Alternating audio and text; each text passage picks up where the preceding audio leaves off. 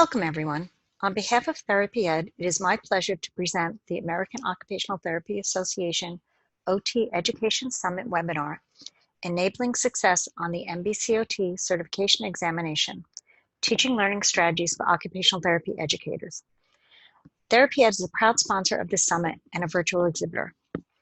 I am Rita Fleming-Castaldy. I'm Professor Emeritus at the University of Scranton and Therapy Ed's Director of Occupational Therapy Education, editor of Therapy Ed's National Occupational Therapist Certification Exam Review and Study Guide, and Therapy Ed's National Occupational Therapy Assistant Certification Exam Review and Study Guide.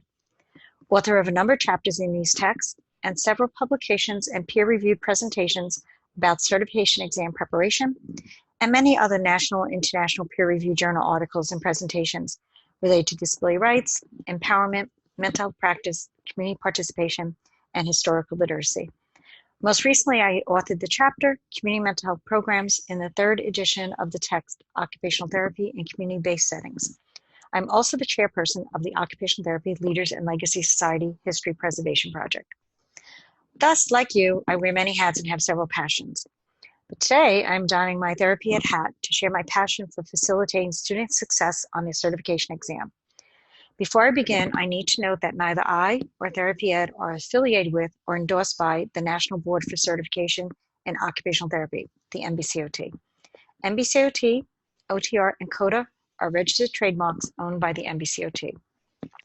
Before I review specific content, I want to briefly review the session's objectives. This webinar aims to provide participants with essential information about the four main types of objective exam items, their difficulty levels, and their relationship to the NBCOT's exams for the OTR and the COTA. I'm also going to be reviewing information about questions that you should ask to evaluate your curricula to ensure your students are adequately prepared for their certification exam. I will also provide some concrete strategies for the development of effective test-taking skills to meet students' exam preparation needs, and talk about the application of clinical reasoning to critically analyze and effectively answer objective exam items. I will describe major test-taking styles and overview those and their typical corresponding exam mistakes, and highlight how you can help students learn strategies to help them learn how to minimize their errors. I review principles of psychology of successful test-taking to facilitate students' proactive approach to their exam preparation. And finally, I wrap up with current, accurate, relevant, and effective certification exam preparation products and how you can determine those so that you can help enable your students' success. So the first thing we need to look at is the priorities of occupational therapy education programs. OT education programs provide coursework and fieldwork experiences to develop the knowledge, skills, and attitudes needed to meet the unique needs of persons with whom OT practitioners work. Our best academic programs emphasize the individualization of provided services.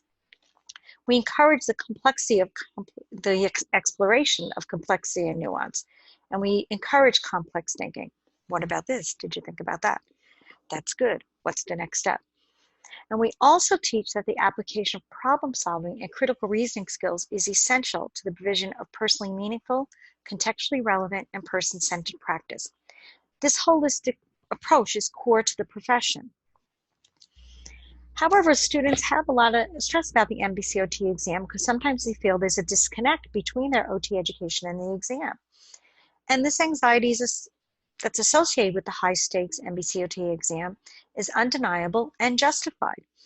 Students' holistic education develops vital practice skills, which are counterintuitive to reductionist objective exams. Now, I'm not saying the NBCOT exam is reductionist. As we will talk about, it covers content related to practice, and practice isn't reductionist.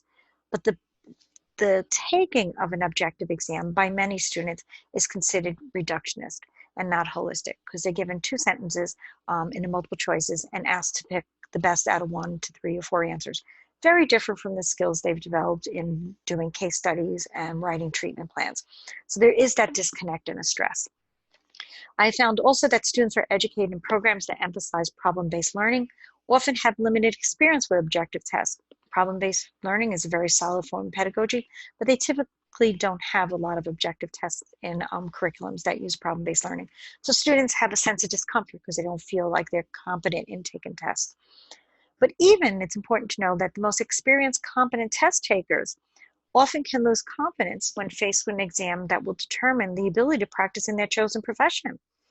Students are very well aware that the outcomes of these tests are not always positive, and they often know someone personally who had a solid academic record who failed their exam. So the stress is real. And the personal ramifications of certification exam failure are significant. There is the disappointment in failing an exam for which you studied and prepared for 2 to 5 years to become an OT practitioner. There's an embarrassment for failing an exam that peers have passed. And there's the need to meet the financial liability incurred to acquire a professional degree. Student loans require payment regardless of a graduate's ability to pass the NBCOT exam, because the NBCOT is required for OT, occupational therapists, and occupational therapy assistants licensure. So without licensure, I'm not able to practice in my desired profession.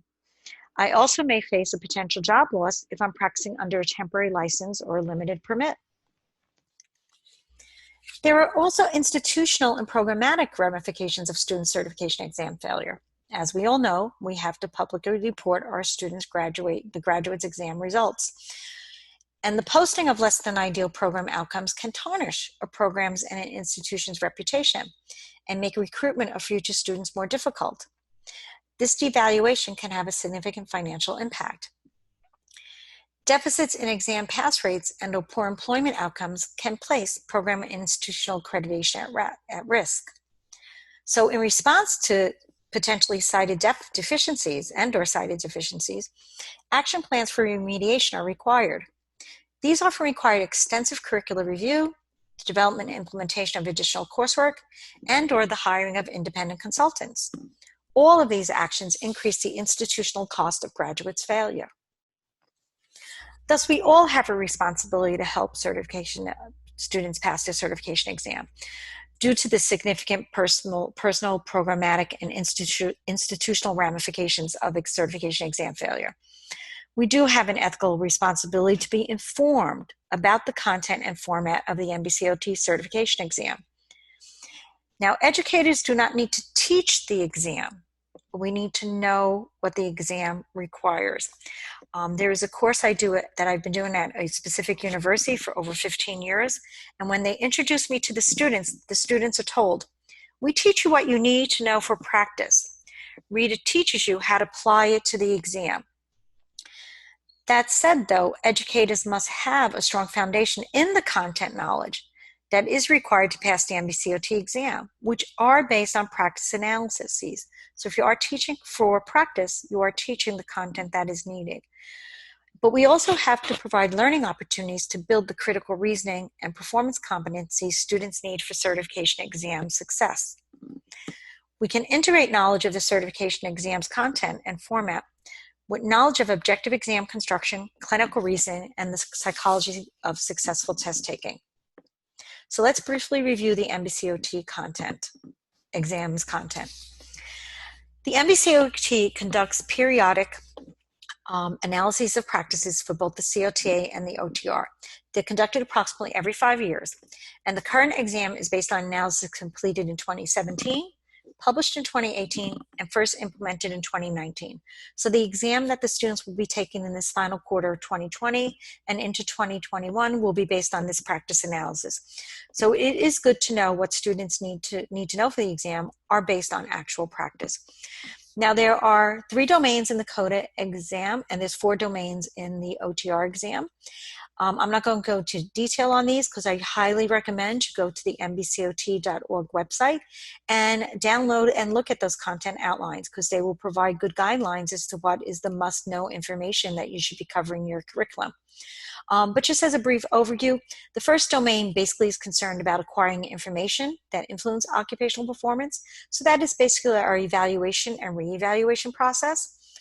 The second domain, and that's the same for both the COTA and the OTR, the second domain is focused on the OTR exam more with intervention planning and formulating conclusions and setting an intervention plan and monitoring that. And then the third domain in the NBCOT exam for the OTR is about selecting interventions throughout the OT process for a client-centered plan.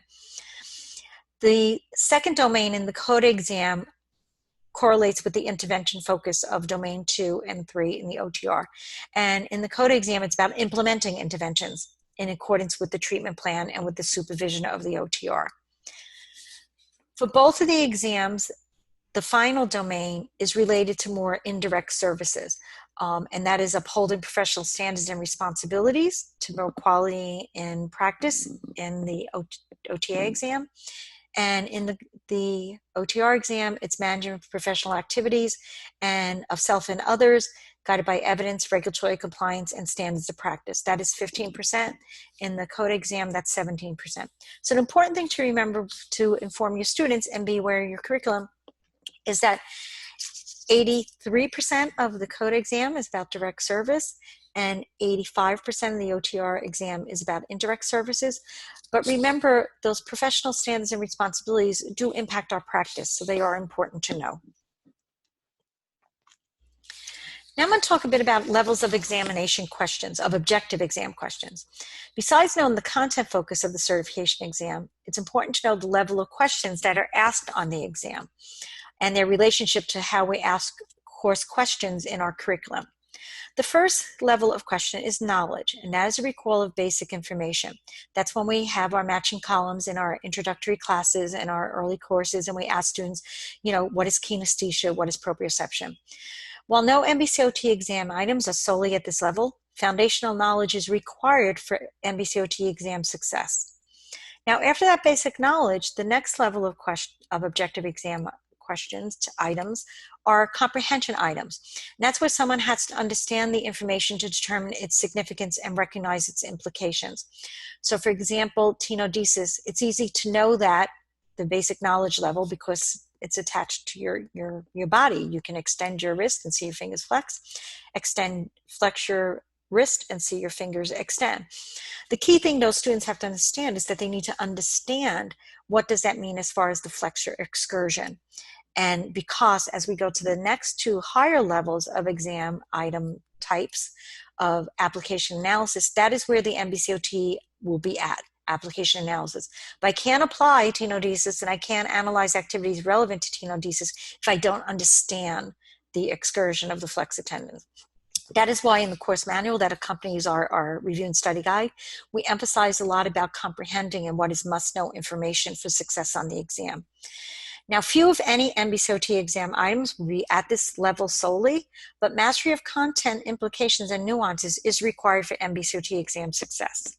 So my question to you as an educator is, do you periodically reassess the content of all courses to ensure that curriculum drift is not resulted in significant content gaps?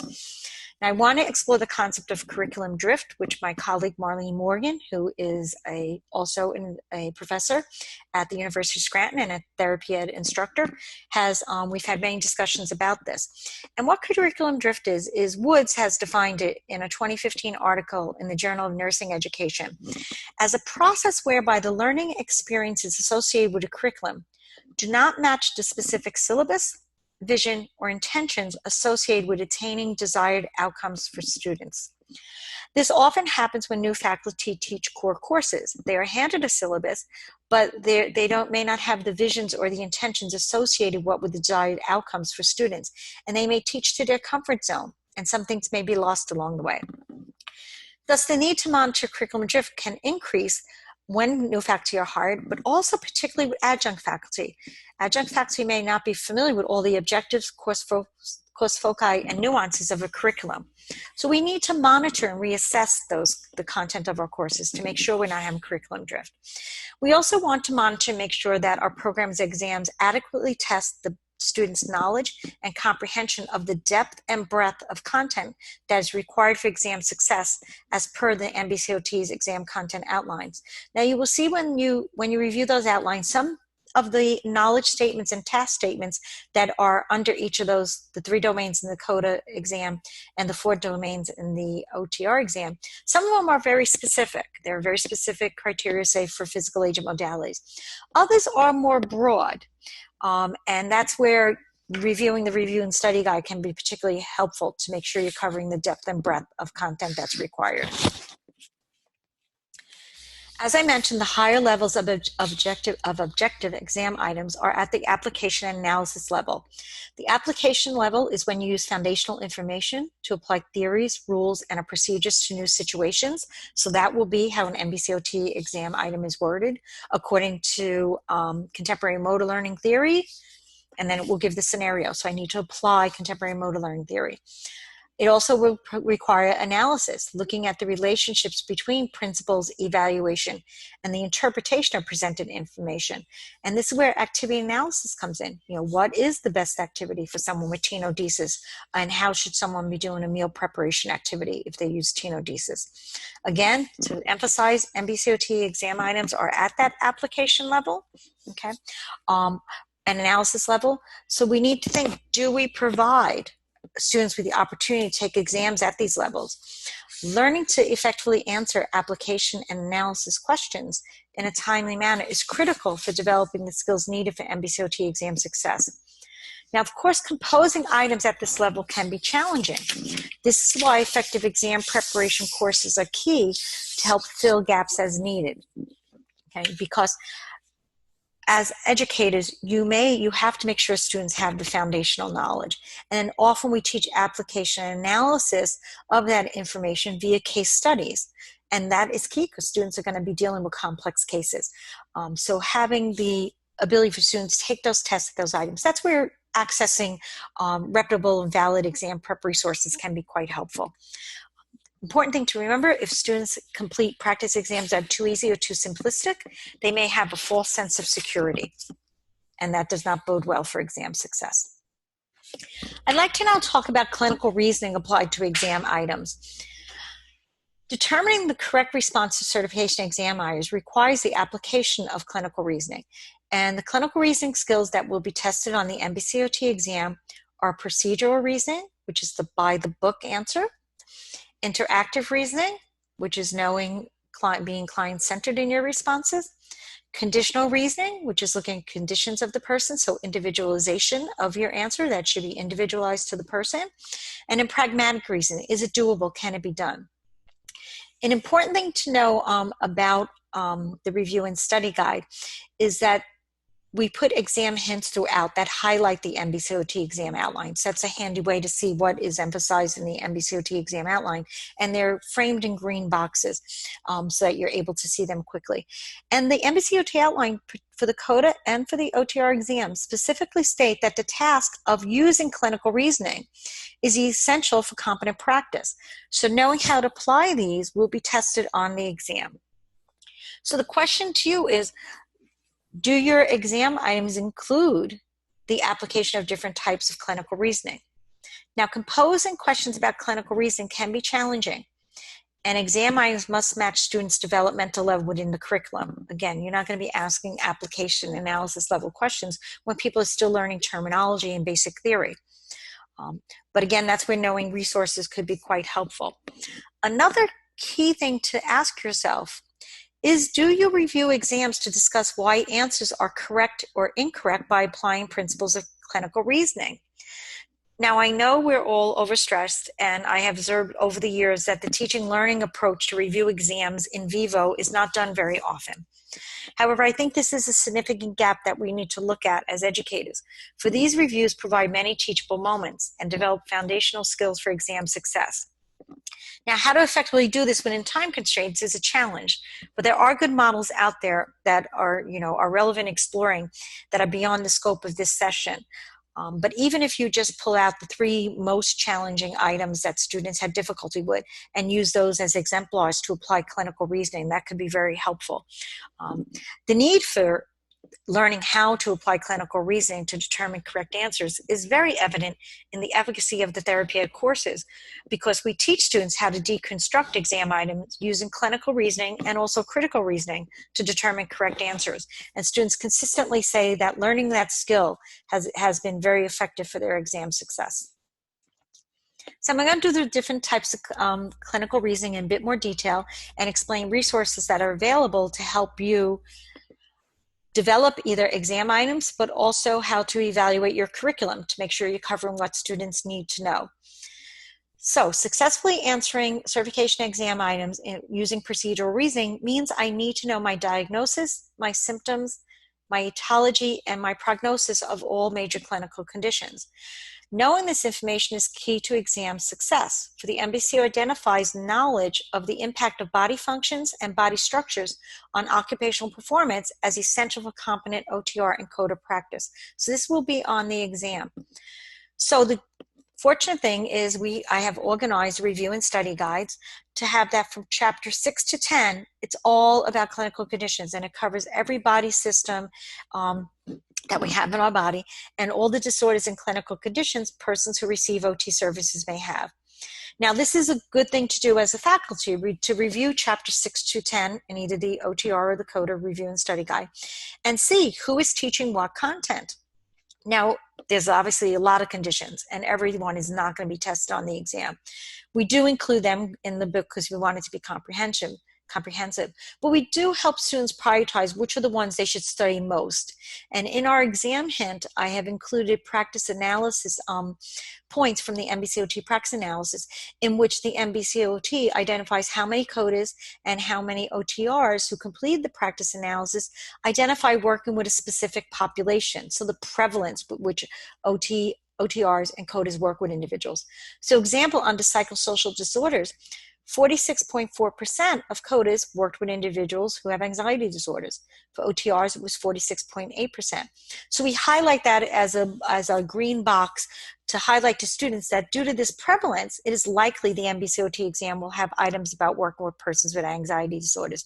So these exam hints about prevalence can also help you determine if you're adequately covering the diagnoses with which that students need to study. Now, of course, these hints are not comprehensive, and I encourage you to go to the NBCOT practice analysis for both the OTR and the CODA to look at all the diagnoses and the populations for which they identify CODAs and OTR work. Again, that's available at www.nbcot.org. Practice analysis is a very vital resource to use to assess the adequacy of your courses and prevent curricular drift. Our hints are just to target some key ones to let students know that this is what they should be looking at. For procedural reasoning, it also is important to know the procedures that we use in occupational therapy. I always tell the students in the courses, yes, we're holistic, yes, we're client-centered, yes, we're individualistic, but by the way, we have a lot of procedures. You need to know where to add to and subtract to when you're doing wheelchair measurement. You need to know the difference between a Duran protocol and a Klerner protocol. So the other major section of the review and study guides for both the OTR and the COTA is chapters 11 to 16 in the OT, chapters 11 to 15 in the OTA, describe all OT major theoretical models, evaluation approaches, and intervention methods. The other thing that's emphasized on the exam that you need to know is how to apply frames of reference and models of practice. Again, in the most recent NBCOT exam outline, we have this as a hint in the book. It identifies knowledge of the therapeutic application of theoretical approaches, models of practice, and frames of reference that guide intervention in a variety of contexts, practice context environments as essential for competent practice. So the application knowledge about the different frames of reference in the chapters is required to correctly answer exam items. And they are organized according to biomechanical approaches, neurophysiological approaches, cognitive, psychosocial, occupational performance, environmental mastery is where also, besides models of practice, where your evaluation and treatment protocols are in. Again, reviewing this information as faculty can help assess the adequacy of your course content and prevent curriculum drift. You may see that, two people are covering technology because they really enjoy technology. So you have a lot about smart homes and you have a lot about electronic aids to daily living, but then you realize no one's really covering maybe some of the basics, or they're not covering, low vision in the home, or you're covering low vision, but you're not covering the tech. Or you're covering upper extremities in a couple of courses, but you're not covering maybe diabetes. Diabetes is only mentioned in clinical conditions, but it's not mentioned as to evaluation and intervention approaches. So again, and that's where the dialogue and having, ongoing curriculum review is really key, I think, for helping students succeed on the exam. The better our curriculum, the better the students do. Okay. The next form of reasoning that I'd like to go over is conditional reasoning. Conditional reasoning is where you look at the conditions of the person's life and that you consider the person's unique values, roles, and goals, the impact of the condition on the person, and how the condition influences the person's future life. Understanding those conditions are key for exam success because the NBCOT identifies the task of developing, updating, and occupational profiles. So do let your students know while they learn about the occupational profile is on the exam, will be tested on the exam.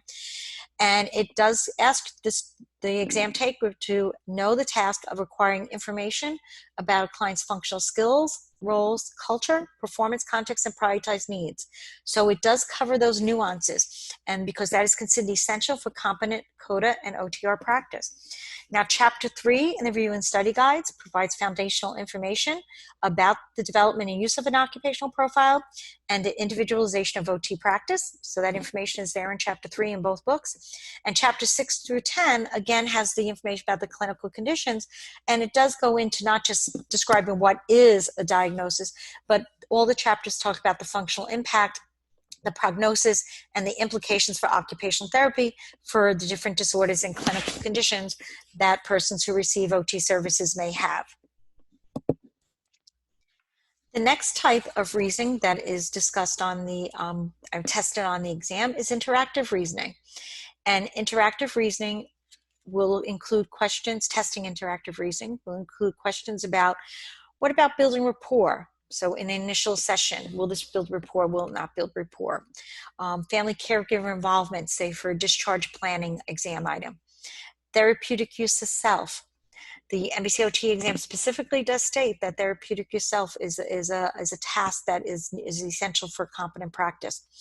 Teaching learning styles, okay? How do I approach someone at different age level, like according to Piaget or according to cognitive level or neurocognitive disorder? And then successful collaboration. There will be questions about collaborating with teams.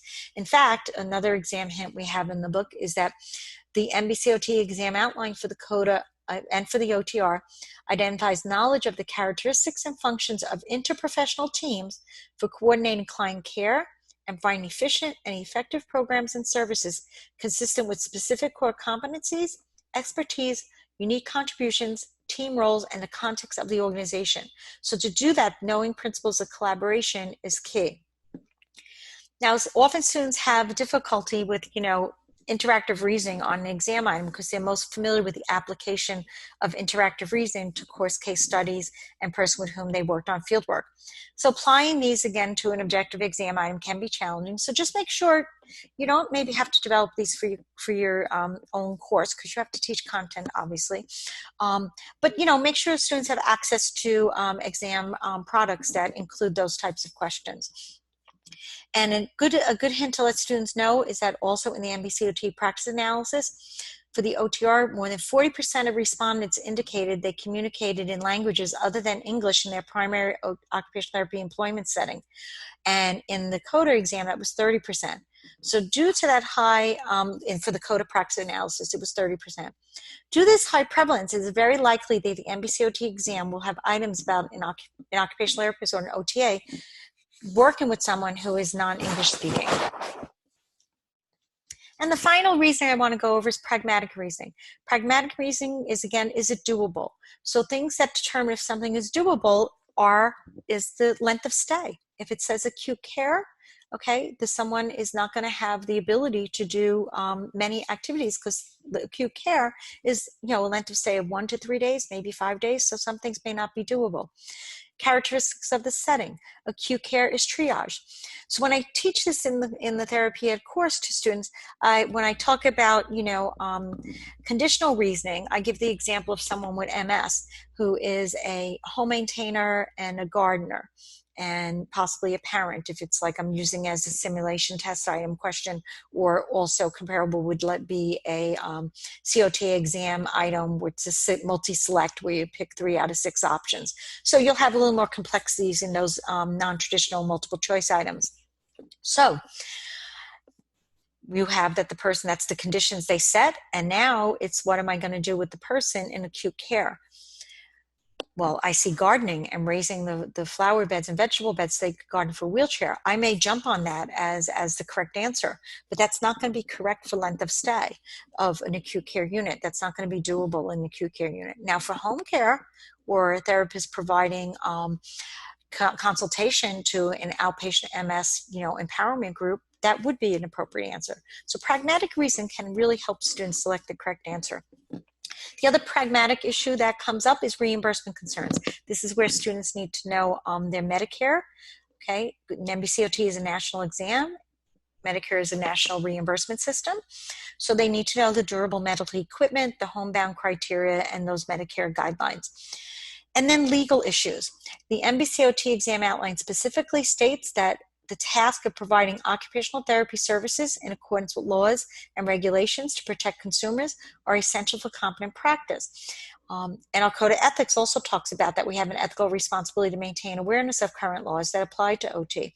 So knowing laws is key for practice, but also key for the NBCOT exam success. So Chapter 4 in both review and study guides provides extensive information about practice settings, reimbursement standards, as I said, Medicare, and federal legislation, the ADA, the IDA, the OPRA, and the HIPAA. And again, Chapters 6 to 10 have the impact of disorders and clinical conditions on all body systems. So I know pragmatically if that's something that I can do with the with students, with my client in a session to answer the question correctly. Right, that was an overview about how clinical reasoning is tested on the exam and some hints about how what students need to know to use that clinical reasoning. Now I want to talk a little bit about test-taking personalities. Students often have established test-taking personalities, and some of them unfortunately can hinder certification exam success. Now, I'm sure you have seen that the student who is done with the exam before, most students have turned to the second page, and you're wondering, did they get the correct exam? Did the computer fail? And they're just out the door. Then you have other students who keep saying, can I have 5 more minutes? Can I have 5 more minutes? And then there's the student who, will raise their hand and argue or ask for an appointment with you to discuss in office hours, why one answer is more right than the other. And the one that's more right, it should be the one that they got lost points for. So we all know students have these test-taking personalities. Now, again, your job is not to, try to change these students at all costs, because to be perfectly honest, when students are first learning the information, they may, have these habits since they were in 3rd grade. But what we do need to be aware of is how these may impact their exam success and how we do need to let students know they need to address them. So I'm going to be talking about the major personality types, and those are the turtle, the Russia, the philosopher, the lawyer, the second guesser, and the squisher procrastinator. Due to time constraints, I'm not going to review these in depth. More information about these can be found in Table 2.4 in both of the Therapy Ed Review and Study Guides. So again, Table 2.4 in the Occupational Therapy Certification Exam Review and Study Guide, and the Occupational Therapy Assistant Review and Study Guide. So the turtle is the student who is very methodical, very slow. They pay a lot of attention to details. They love to underline and circle. And they reread and reread a lot of details. They miss the theme of the question. Now, the problem with that is we will sometimes in our programs say, student says, can I have 5 more minutes, 5 more minutes? You're like, yeah, okay, take the 5 more minutes. Now, we would not. I would be the first one to give a student 5 more minutes if I know they're very meticulous and they're anxious, and especially if the test content is challenging. So I will give them an opportunity to have the extra time because I want them to demonstrate what they know, because that's going to be most important, However, I would want to let them know they need to be sure to use an exam prep resource, which teaches them time management skills and teaches them how to take practice exams in a time manner and gives them enough, full practice exams to practice that. The review and study guide comes with, both review and study guides come with 3 full 4-hour practice exams that include the format of the NBCOT exam. So the students learn, like for the OTR exam, students have to learn how to self-manage their time because they first get 3 simulation test items. And those are, have 4 sections each. They're more lengthy. So, but if they take too much time on those CSTs, they're going to run out of time for the 170 multiple choice test questions. Code exam is a bit different. They don't have CSTs, but they do have the 6 option, select 3 out of the 6, and those take more time than a typical 3 to 4 option multiple choice. So being taught and learning how to effective test-taking strategies so you can get to the crux of the question, identify the focus, select the best answer, and hit next to move on is key for the turtle. So students need to do exam prep that emphasizes that. The rusher is the exact opposite. That is someone who's impatient. Rushers tend to have said, research shows, and my experience with having many rushers in our exam preparation courses, is that they say they're always afraid of running out of time. And so they go quickly, but then they're afraid if they go back and change their answers, they'll change it to the wrong answer. So they bolt. The problem with that is they may jump to conclusions without careful consideration of the entire question and the choices, and they may skip and miss key words. So that example I gave about the person with MS, who was the parent, gardener, and home maintainer, I, as a rusher, may say, oh, gardening is great, occupation-based. I'm going to pick that we're raising the vegetable and flower beds. Unfortunately, if it said acute care, that's going to be wrong. So they miss that key word. So the rusher has to learn and make sure they take exam preparation courses and do exam prep that teaches them how to take exams in a timed manner so they're not desperate in a desperate pace. That is the one beauty of the Therapy Ed course that many rushers wind up saying they truly appreciate, because that whole concept that taking a multiple choice item in a minute is very intimidating to students. But we actually have that our slides roll over each minute, so they actually learn that yes, it is doable, plus particularly if you use the hints that we teach in the course, that it is doable. And we also teach positive self-talk and relaxation techniques during the exam, so they are able to pace themselves and not make errors that are endemic to rushing. And again, they have those 3 practice exams in the book to practice. So again, you want to advise students to make sure their exam prep resources teach them effective time management skills and strategies for making sure they don't miss keywords in an exam item. The philosopher is the person I want as my OT. They're thoughtful, intelligent. They think about the nuance. They say, what about this? What about that? What about this? They don't do everything. They're not going to do because it's Tuesday, I'm doing this group, or they're not going to set me up with an arm bike and walk away to set someone else with an arm bike. However, these are sometimes our A students who struggle with the disconnect I mentioned earlier, and they fail the exam sometimes to the shock of everyone. Now, don't change the student's approach. The profession needs therapists who think like this.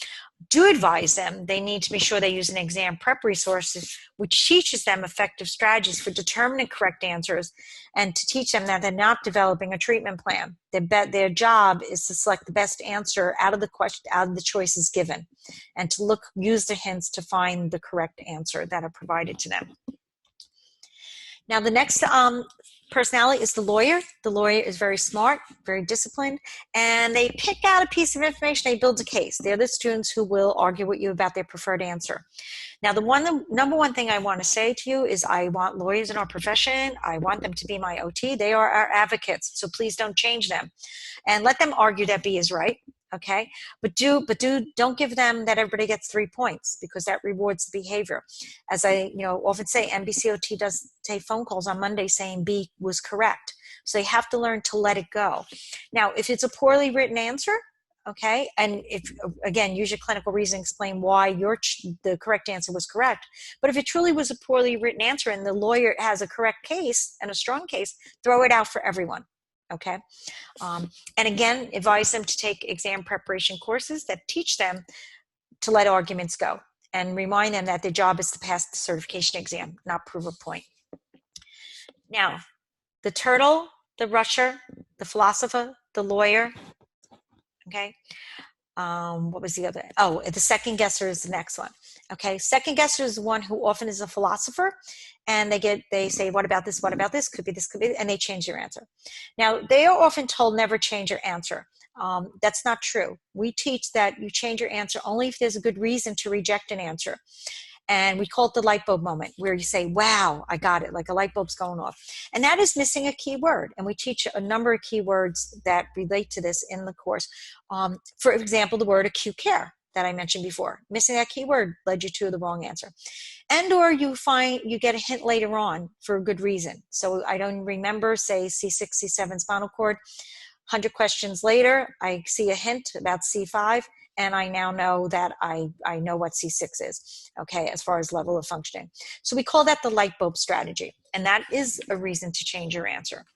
if the light bulb goes off. Now, the second guesser, the lawyer, the philosopher, the turtle, the rusher, all can pass the exam if they implement that habit training and learn those strategies and do that while they're taking the 12 hours to practice the exams that come with the review and study guide. They can pass the exam. The final personality is the squirrel procrastinator. That is the person who is handing in the paper that they just printed out and the paper is still warm from the printer when they come to class, or they just get in that deadline. If you're, now we're doing things via Zoom, the deadline is 11:59. They hit and click it in at 11:58. Okay. They're the ones who are cramming before a test. The problem with that, with the NBCOT exam, is this is not habit training. This is major lifestyle redesign these students need. They need to redesign the habits because cramming does not work for the exam and they will have knowledge gaps. Okay, so they need to make sure that they use an exam prep resource that teaches them how to develop an effective exam preparation plan and then how to implement it.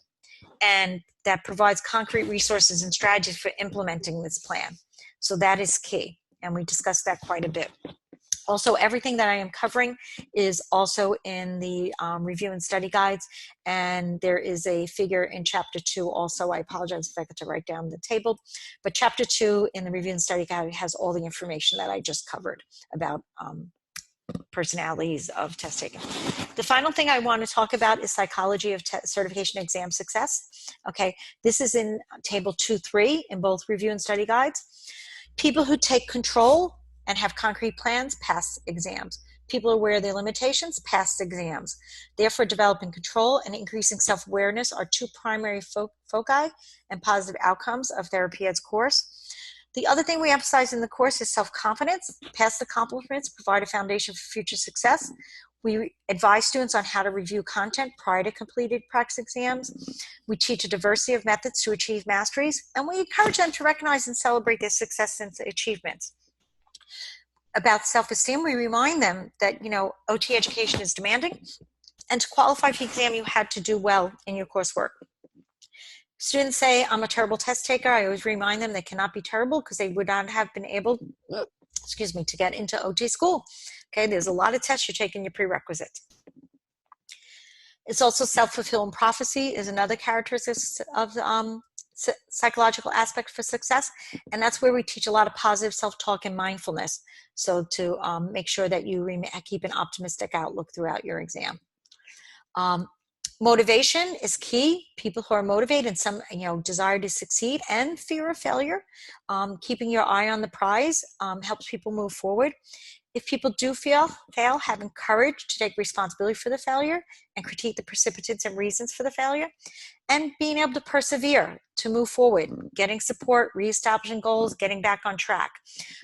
Learning, how to be free to choose your attitude is a key thing, so that even if a repeat, test taking is an opportunity to become an occupational therapist or a certified occupational therapy assistant. This is where tutoring can be very helpful for dealing with fear, re-energizing motivation, supporting perseverance, and enabling that attitude shift. Because again, exam success equates to achievement of the goal to become a licensed occupational therapy practitioner. So I want to briefly talk about Therapeutic's COVID-19 response because I was very proud of it, because we understood the psychological aspects of successful exam taking and being successful on the exam. So we recognized immediately that the impact of COVID-19 would be incalculable on many levels, and that we could respond proactively to support OT and OTA students during these unprecedented times. Actions included, we immediately transformed our on-site exam preparation courses to an online format. We trained course instructors if needed in online teaching while employing existing faculty expertise to ensure effective pedagogy. We provided 8 free Wednesday evening 90-minute fieldwork and exam prep info sessions for students who were in COVID limbo. Basically, everything stopped, so they were anxious for information and to feel productive. We then also conducted 14 weekly Thursday evening, 60, 90-minute in-depth review sessions about essential NBCOT content so students could feel that they were still engaged with the process and learning. And it was very successful. Over 6,000 students participated in the Wednesday and Thursday night complimentary sessions held from April to July.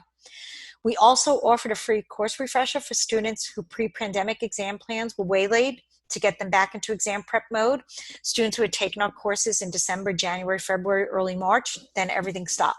So when Prometric started opening up in the early summer, very late spring, we did this refresher for them to get them back on track.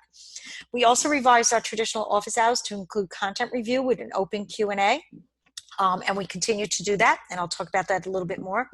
But in all these venues, the Therapy Ed team was very responsive to students' individual COVID-19 realities and concerns, and we emphasized that a focus on maintaining health, wellness, and occupational balance was most important, and that they could table the exam prep for a while, and our resources would be available when needed. But if they wanted to join us for Thursday night to kind of get, 60, 90-minute review about some challenging content, we were there for them. And again, over 6,000 students responded to those invitations.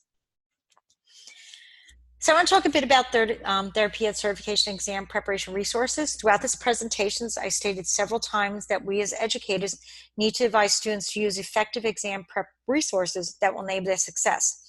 And I recognize that separating the chaff from the wheat can be daunting because there's a lot of chaff out there. There's so much to sort through. And some of the content of some of the products can be quite disconcerting. In contrast to that, I am very proud that all the Therapy Ed products have been developed, authored, and presented by OT educators, most with over 30 years of experience. Many are current and are former program directors, and all are committed to excellence, and they have established reputations for excellence, integrity, and service to the profession. So what do we offer as Therapy Ed? I'd like to highlight some key features of our review and study guides and how they can help your students effectively prepare for their certification exam and help you and your faculty team assess for curriculum gaps and prevent curriculum drift. So the Certification Review and Study Guide, for over 20 years as the editor of these texts, I've collaborated with OT educators who are content experts to make sure we provide current and accurate information about the NBCOT OTR and certification exams content, format, and procedures, and I highlight that through the use of our exam hints, but I update things and make sure that we are on target whenever there's a change by NBCOT. That we also make sure that we fully cover and adequately test the content knowledge that's required to pass the NBCOT exam. Again, NBCOT.org has great resources. And we also impart effective test-taking and time management strategies to help students successfully answer all exam items within the allotted time via those 3 practice exams that I talked about.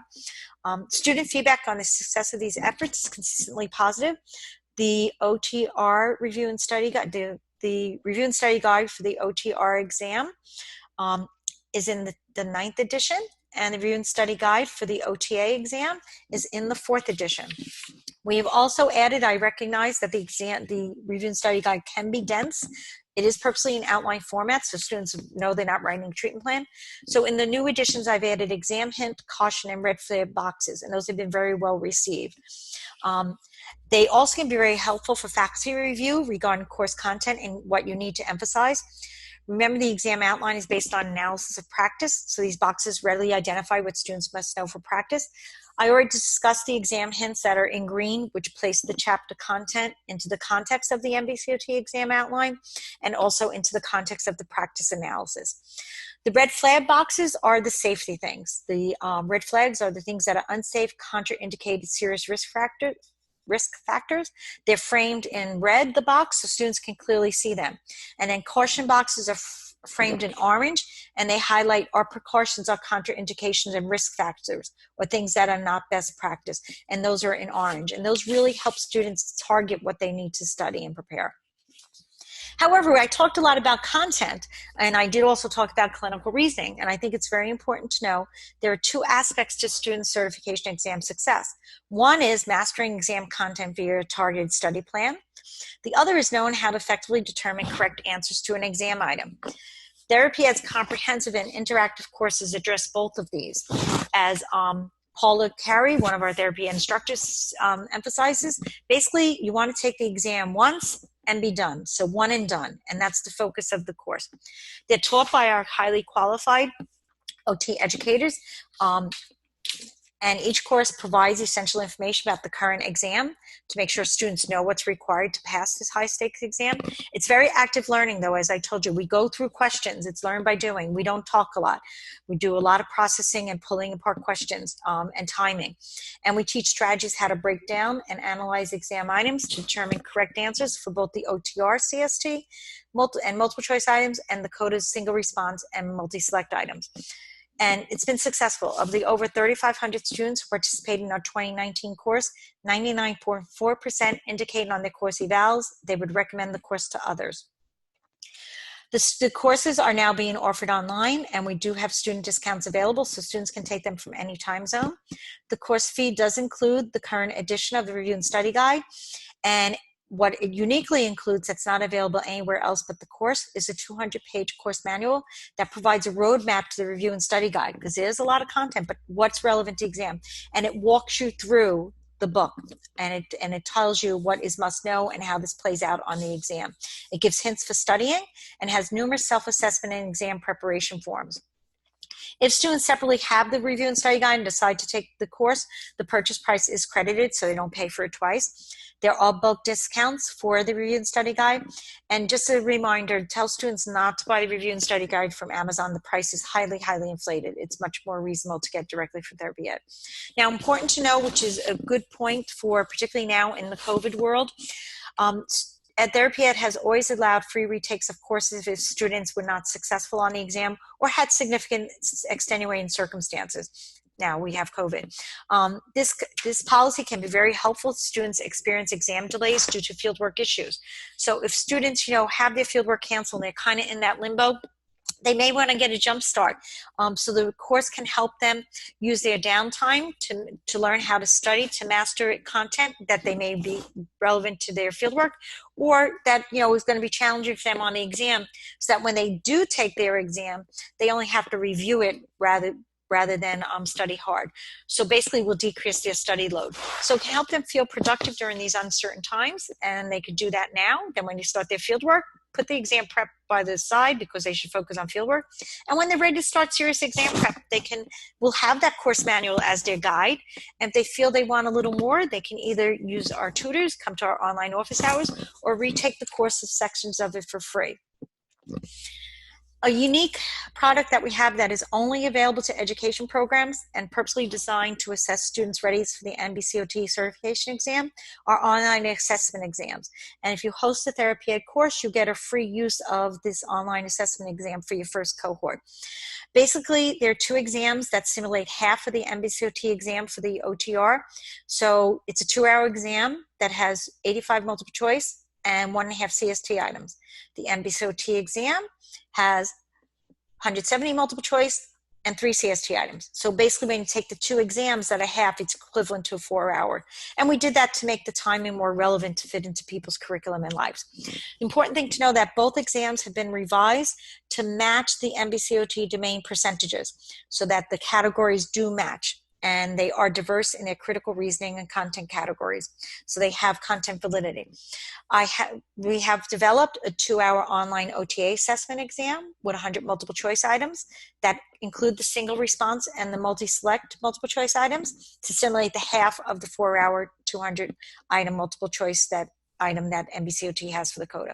Again, these are also diverse and match the percent domains of the NBCOT exam and diverse in content. And a second exam is under development for OTA programs.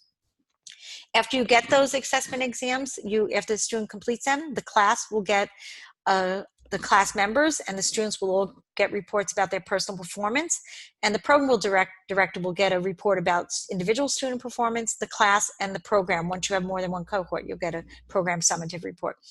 The reports include information according to the 9 content categories that align with those in Therapeutic's Review and Study Guides, which are based upon the chapter, 5 critical reasoning skills, and the 4 NBCOT exam domains. For the OTR online exam, the OTA exam will have 3 domains.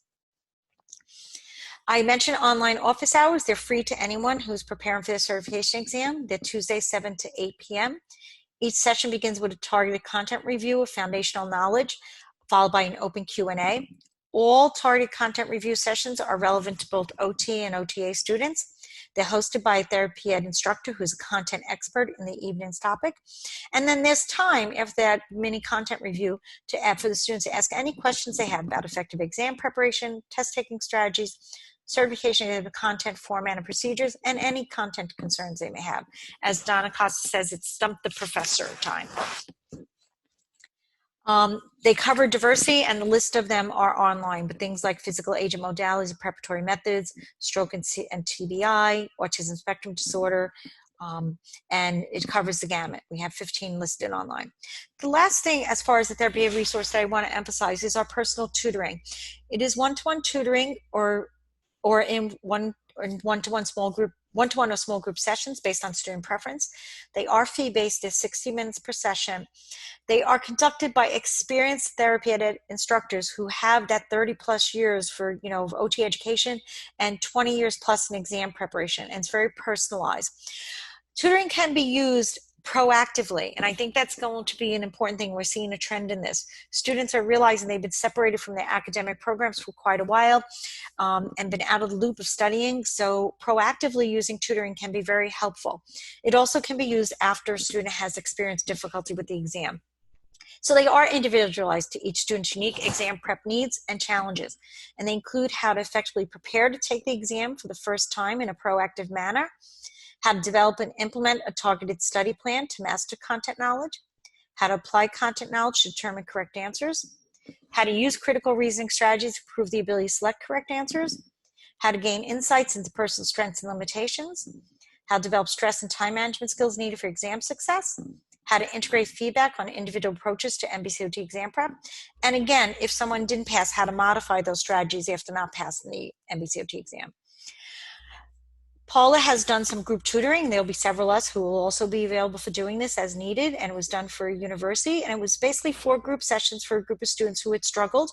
And the first session was used for group assessment, and other sessions were based on the group needs: the exam preparation plan, test-taking strategy, group analysis, and feedback. And then each student had 2 individual sessions, which was individual assessment of strengths and challenges, an individual exam prep plan, and looking at effective strategies for each individual. And then each group member did get a self-assessment exam, and they reviewed those results and came up with a final preparation plan. So tutoring is available. Now, for this, I'll be giving resources to how you can connect to get more information about this. But I do hope this session provided you with information about teaching learning strategies and exam prep resources that can help you support and enable your students' success on the NBCOT certification exam. As educators committed to student success, the Therapy Ed team respectfully asks you to consider the following questions I'm going to pose before you recommend certification exam preparation products to your students or purchase them for your program, because we will have limited resources. So, you want to ask, does the exam preparation product include current and accurate information about the NBCOT's OTR and CODIS certification exams content, format, and procedures? Does it provide comprehensive, organized, and well-integrated content that is directly related to the NBCOT content outline for the OTR and CODIS certification exams? Does it provide effective test-taking and time management strategies to help students correctly answer exam items and successfully complete the exam within the allotted time? Does it provide practice exams that accurately represent the different types of exam items students will be required to answer on their respective certification exams? And does the product provide real-time experiential learning opportunities and individualized live supports? And finally, and I think most importantly, are the product providers experienced and well-regarded educators with established reputations for excellence, integrity, and service to the profession? The Therapy Ed team is proud that the quality of our products and resources and the expertise of our course instructors and text contributors will enable you to firmly answer yes to each of those questions. If you want further information about Therapy Ed's review and study guides, exam preparation courses, free online office hours, and personal tutoring services, please see www.therapyed.com.